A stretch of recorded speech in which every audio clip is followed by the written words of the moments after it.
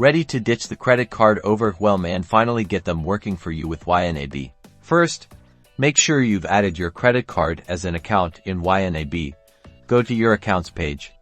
If your balance is showing red, that means you owe money on it. We will get that fixed. Every time you make a payment on your credit card, log it as a transaction in your credit card account. Click the Make a Payment button and enter the date and amount of the payment. Now, for the magic. Ynab automatically creates a credit card payments category for each card you add. Money moves into that category to show you how much you have set aside for your upcoming payment.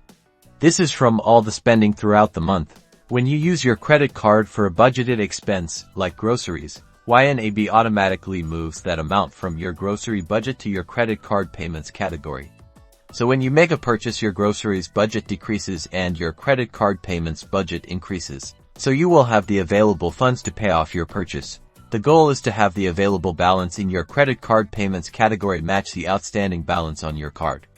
Pay the amount in your credit card payments category and repeat next month. With Ynab, your credit cards are no longer a source of stress, but a powerful tool for building financial freedom.